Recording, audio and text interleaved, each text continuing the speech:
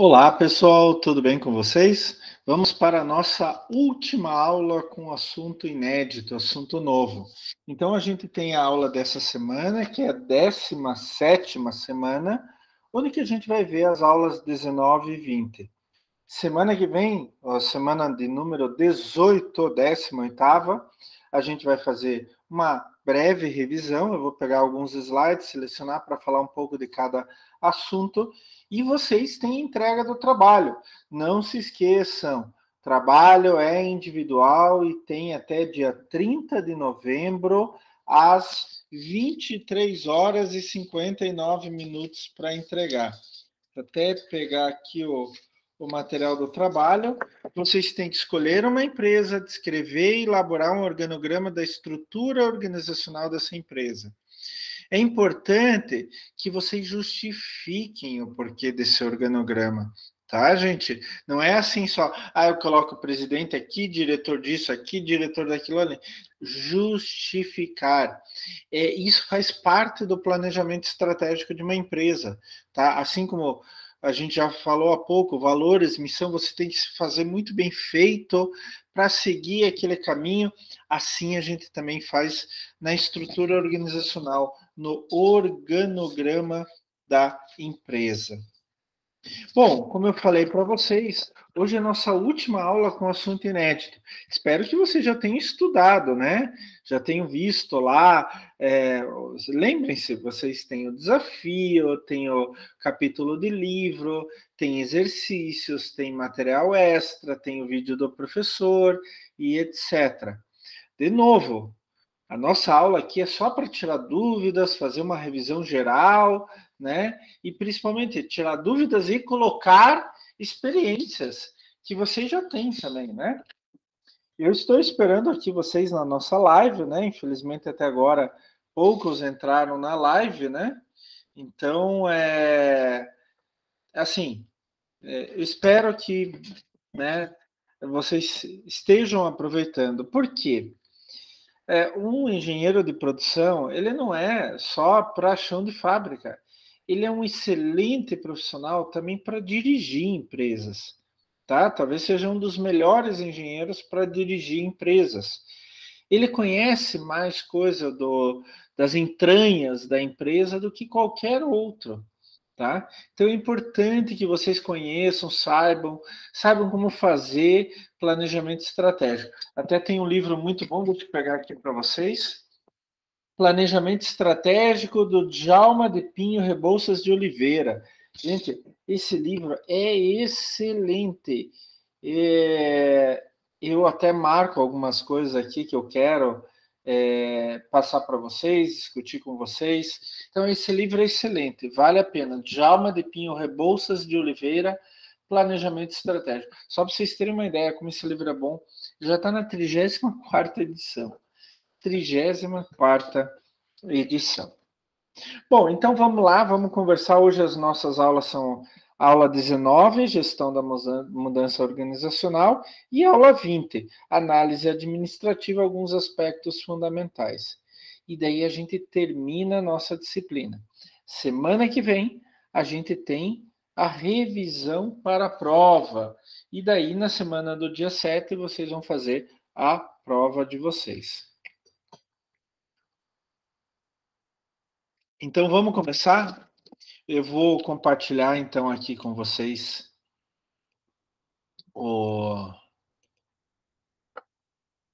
os slides, daqui a pouco vocês devem estar vendo. Então vamos lá, vocês já devem estar vendo os slides. Deixa eu só pegar minha caneta aqui. Então vamos começar com a aula 19. Deixa eu só tirar uma coisinha daqui. Então vamos começar com a aula 19. A gente já falou de mudança organizacional, mas como que a gente deve gerir essa mudança organizacional, né? Então, gestão da mudança organizacional. É bom que a gente primeiro reflita sobre o que é mudança organizacional. Então, a gente diz que mudança organizacional é toda e qualquer modificação na situação atual de uma organização. E ele é composto por 3 etapas. A primeira etapa, a situação atual. Como que eu estou agora? É a realidade do momento, é o ponto de partida. Daí, a terceira etapa, opa, professor, mas tem a segunda etapa. Não, começar pela terceira etapa, é a situação futura, é aquilo que eu desejo, é o meu objetivo, é o ponto onde a empresa quer chegar. E entre um e outro, entre a situação atual e a situação futura, a gente tem um momento de transição. É o período de mudança, onde que eu saio da situação atual para a situação futura. Gente, comecem a pensar na cabeça de vocês, né? Quando vocês vão mudar alguma coisa, eu vou mudar de casa. Pô, eu estou há 20 anos na mesma casa, agora eu vou mudar. Então, eu estou na situação atual. E daí eu vou para a situação futura. Ah, eu tenho que me acostumar. Então, tem um período de transição. Exatamente por ser um período de transição onde você está mudando de uma situação que você já está acostumado para outra que você não está acostumado, é que talvez seja o período mais difícil. A situação atual, a gente normalmente está, né, tá acostumado, é a nossa zona de conforto. A situação futura, eu desejo aquilo, eu quero melhorar, eu quero ficar mais rico, que a minha empresa cresça, etc. Então, é um lugar onde eu quero chegar. O problema é mudar de uma para outra. É a mesma coisa quando você vai mudar para outro país. Eu já fui estudar fora do país, então, assim, é complicado aquele primeiro período. Você está acostumado a uma coisa, a tua casa e tal, vai para uma outra realidade bem diferente, daí já é bem complicado. Então, qualquer mudança organizacional, ela é composta por essas três etapas. Situação atual é onde você está agora. A situação futura é onde você quer chegar. E ligando as duas, a transição, que é considerado o período mais complicado, mais difícil. Mas o que pode levar à mudança organizacional? Professor, assim, a gente precisa mudar a empresa toda hora? Não, não precisa mudar a empresa toda hora. Você tem que ter alguma razão para fazer alguma mudança organizacional. Mudar os valores, a missão, mudar a gestão como um todo, mudar o modo de ver das coisas, mudar a cultura da empresa. Você precisa ter uma razão. Já viram aquilo de que time que está ganhando não se mexe? Então, se a tua empresa está indo bem, ótimo, continue assim. A não ser que eu queira fazer uma mudança para ganhar mais ainda e seja uma mudança mais gradual. Como eu estou bem, eu não estou muito mal, não tô tendo prejuízo e tal, eu posso fazer uma mudança mais gradual ao longo do tempo. Tenha mais calma, tranquilo. Agora, quando eu estou indo mal, que é provavelmente o maior ponto para haver essa mudança, daí eu acabo fazendo uma mudança muito rápida e acaba traumatizando as pessoas. Então, a gente pode colocar como algumas forças que impulsionam as mudanças, né, que provocam mudança, natureza da força do trabalho. Por exemplo, eu quero uma maior diversidade cultural, tem envelhecimento da população, onde que os meus funcionários já estão mais velhos, eu preciso começar a trocar, imigração e terceirização crescentes, tudo isso faz com que mude o jeito da empresa. Tecnologia também, né? Por exemplo, só um rápido exemplo, computadores mais rápidos, né? Daí poder fazer aquelas atividades de forma mais rápida e mais correta, sem erros e tal. Surgimento e crescimento das redes sociais, isso é um problema sério, né? Inclusive, algumas vezes, que uma empresa que fica fora das redes sociais, que não se adapta às redes sociais, ela tem tendência em cair no esquecimento. E decifração do código genético humano, por exemplo, isso na área de farmácia, na área médica, isso proporcionou uma mudança muito grande como que a gente vê os remédios, como que a gente vê os tratamentos, o próprio corpo humano. Agora, talvez a maior força impulsionadora sejam os choques econômicos, né? A maior força impulsionadora das mudanças sejam choques econômicos. Altas repentinas de juros, por exemplo, para combater a inflação. Isso que a gente está passando nesse momento no Brasil, faz questão de uma semana, 10 dias, houve uma alta de juros, porque a inflação está atingindo 2 dígitos, né? Colapso do sistema financeiro internacional, isso foi em 2008, por exemplo, começou com o sistema imobiliário americano, a bolha imobiliária americana, e daí foi para os bancos, e daí se alastrou para o mundo inteiro. Em 1929 aconteceu isso com a quebra da Bolsa de Nova York, se alastrou para o mundo inteiro. Recessão global é o que aconteceu com a pandemia, houve uma recessão global. Competição também pode fazer com que a empresa tenha que obrigatoriamente mudar o seu modo de ver das coisas, né? Por exemplo, concorrência globalizada, fusões e consolidações, maior regulamentação governamental no comércio, na produção. Tendências sociais, aí entra uma área que vocês sabem que eu gosto muito, que é a questão ambiental. Então, por exemplo, consciência ambiental crescente. A gente acabou de sair da COP26, lá em Glasgow, na Escócia, onde se discutiu muito, principalmente as mudanças climáticas, né? Mas, assim, as pessoas estão ficando cada vez mais conscientes do seu impacto ambiental, exigindo menor impacto ambiental das empresas. Isso pode ser um ponto de partida para que a gente faça uma grande mudança, né, gente? Liberação das atitudes para os funcionários gays, lésbicas, transgêneros, né? O movimento LGBTQ+, eu acho que é isso, não me lembro todas as letras, mas acho que é LGBTQ+, está cada vez mais forte, lembrando que esse é um público que gasta muito dinheiro, tá? Que quer passar férias em lugares legais, que quer ter roupas legais, que quer ter equipamentos legais. Então, assim, esse é um público importante. Uma empresa não pode jogar fora esse público simplesmente. Ah, eu não vou servir eles. Não. Inclusive, servir a este público específico pode ser um grande negócio, pode ser um ponto de virada para a própria empresa. Mais tarefas múltiplas e conectividade, isso a gente está notando cada dia, né? A gente está dando aula via remota enquanto está a pandemia. Olha, quer maior mudança do que isso? E quando surgiu a pandemia e a gente teve que migrar para a aula remota, surgiram muitas ferramentas que podem ajudar os colégios, as universidades, os professores, os alunos, né? Então surgiram muitas ferramentas. Então isso foi um impulsionador de mudanças em muitas organizações. As próprias universidades e colégios tiveram que se adaptar a essa nova realidade, e essa realidade vai continuar em parte dentro dessas organizações. E, finalmente, outras razões para mudanças nas organizações, como política internacional.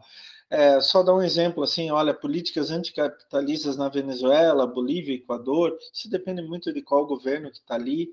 Abertura dos mercados na China, embargos a nações árabes como Irã, Iraque, Afeganistão e etc., Síria, e outros países que, por algum problema político, terrorismo ou algo nesse sentido, acabam sofrendo uma série de embargos de vários países diferentes. Então, essas são todas razões que podem levar à mudança organizacional. Qual vai ser a razão da empresa de vocês? Pessoal, isso quem vai dizer são vocês. Então, vocês têm que fazer uma análise, a gente já vai falar isso, uma análise administrativa do ambiente interno, do ambiente global, né, do ambiente geral, para ver se tem alguma razão que leve vocês a mudarem alguma coisa dentro da organização. E eu quero lembrar vocês que essas mudanças organizacionais não precisam ser na organização inteira, pode ser em alguns pontos da organização. O importante é que vocês notem quando algo faz com que vocês tenham que mudar. O que mudar, quando mudar, como mudar, em que ritmo mudar. Né? Então, isso é extremamente importante.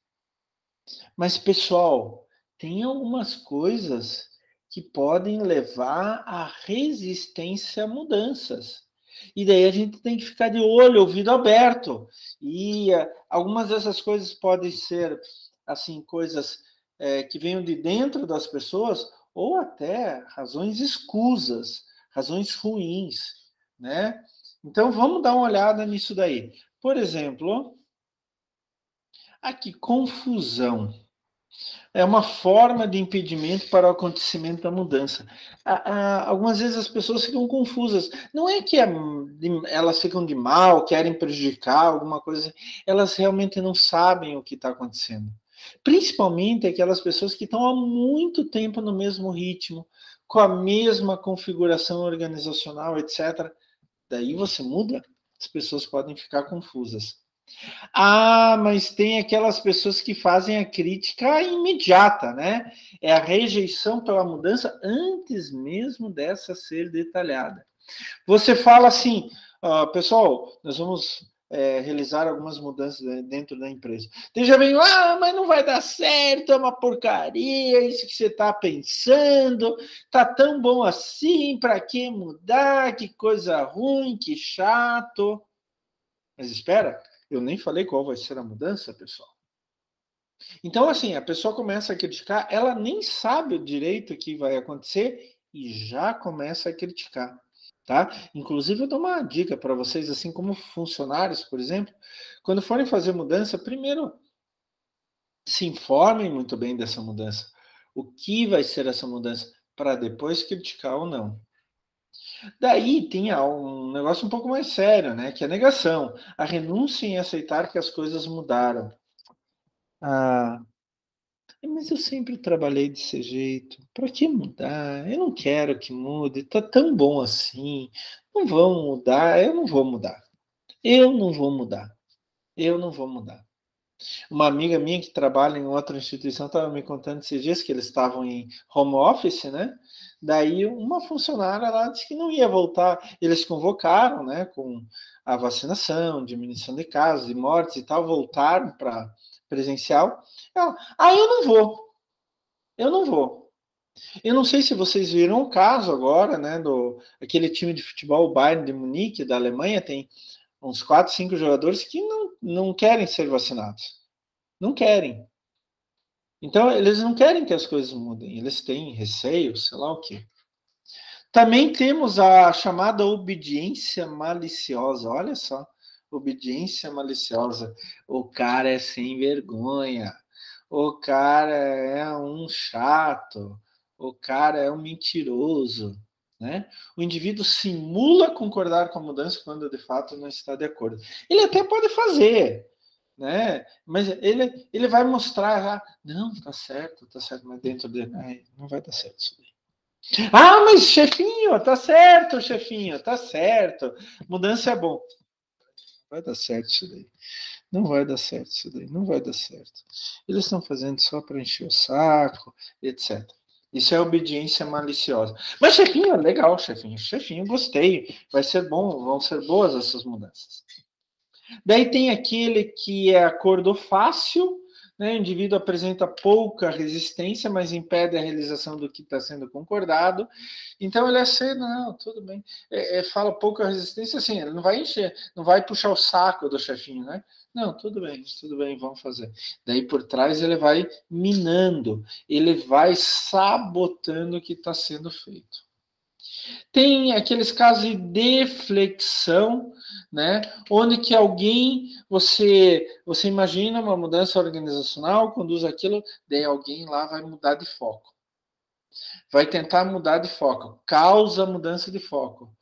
Vamos pensar nisso, vamos pensar naquilo. Agora, a mudança, ele não ajuda. E, finalmente, tem o silêncio, né? As pessoas que não falam nada. Elas não falam nem que sim, nem que não, ficam assim. Então, muitas vezes o silêncio é reflexo de uma resistência, tá? Só que quem está fazendo a mudança organizacional não sabe o que está passando pela cabeça da pessoa, porque ela não fala nada, ela não se expressa, ela não age, ela simplesmente assim. Então não sabe, dificulta a maneira de lidar com a resistência. Mas, professor, tudo bem, legal, e daí? Ótimo, maravilhoso, eu sei. O meu problema é o seguinte, professor: como lidar com as resistências? Então, como eu posso lidar com as resistências? Primeiro, educação e comunicação. Educação, eu falo, levar informação para as pessoas, né? Mostrar para elas o lado bom, o que vai melhorar para a empresa, para ela e assim por diante. Segundo, incentivar a participação.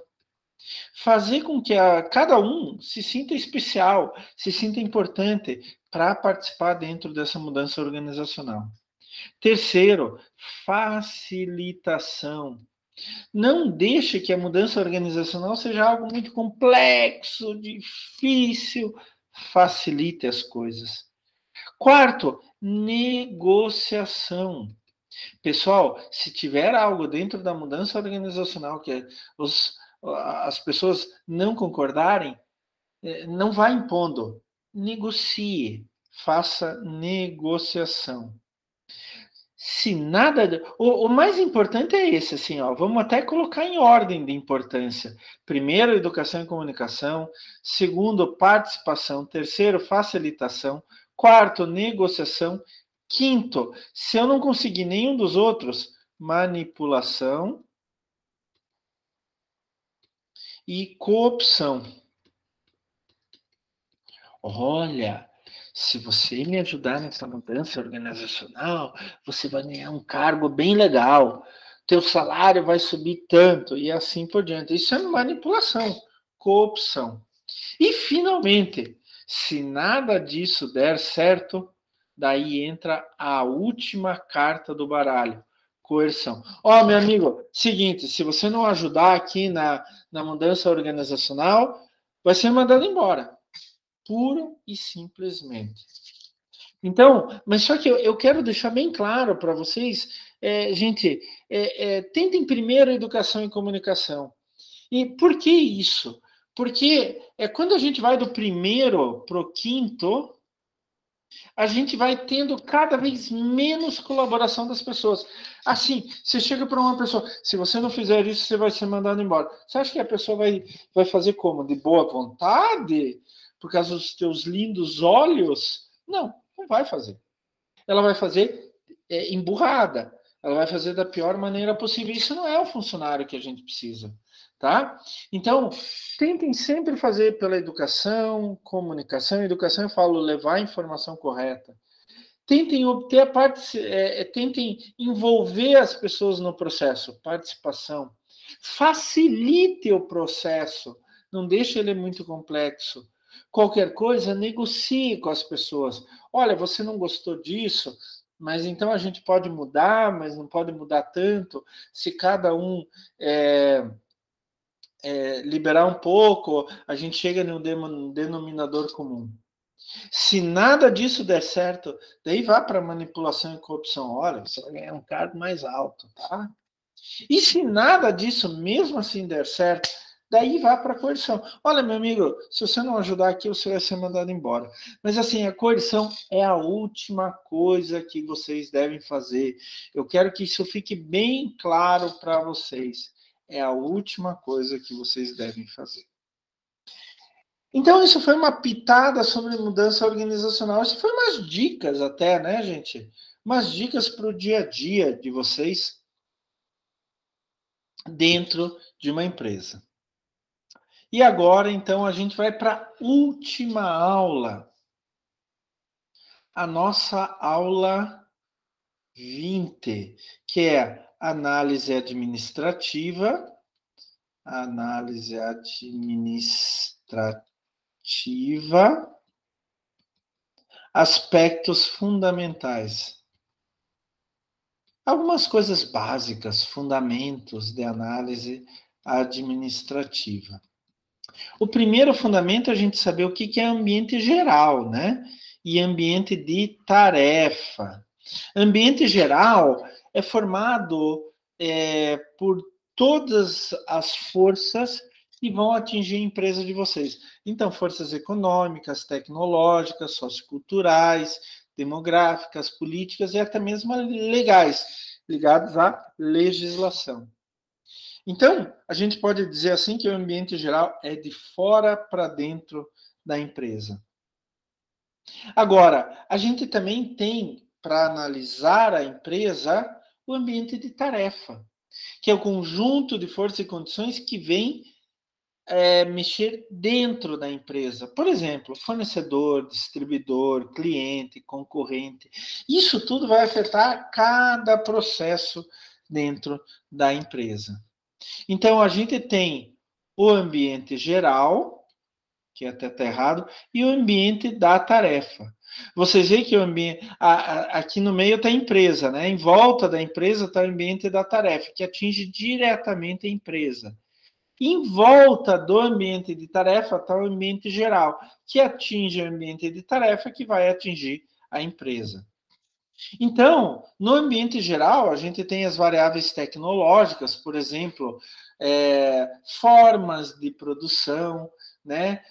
Se o meu produto está defasado tecnologicamente ou não, etc. Variáveis econômicas, por exemplo, taxa de juros, crescimento de PIB, crescimento de renda per capita, se está em crise econômica ou não.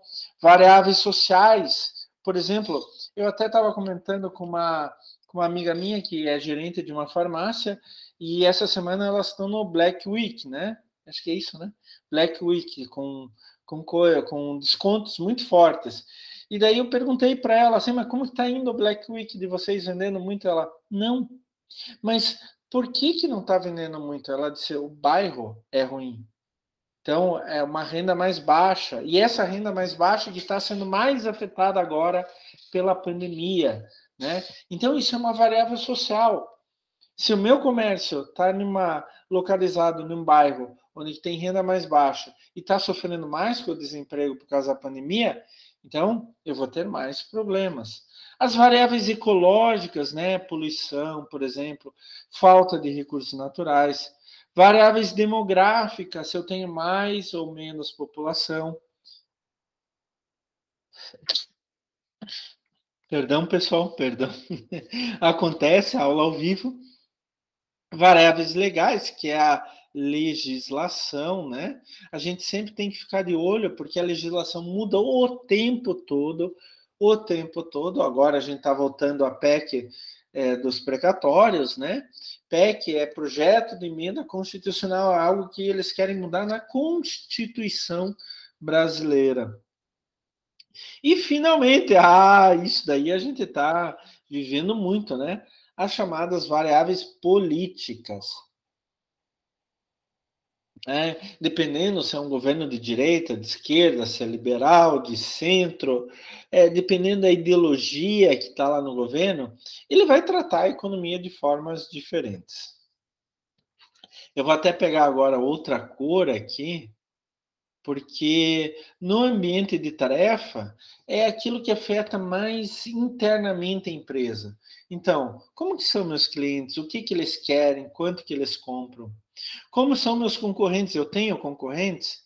Esses concorrentes são diretos ou indiretos? O produto deles é melhor do que o meu? Grupos regulamentadores, né? Isso está muito ligado à legislação também. E, finalmente, fornecedores. Eu tenho um só fornecedor, eu tenho múltiplos fornecedores, eu tenho concorrência entre os meus fornecedores, eu posso fazer negociação com os meus fornecedores, eles me fornecem no prazo e quantidade corretas, e assim por diante.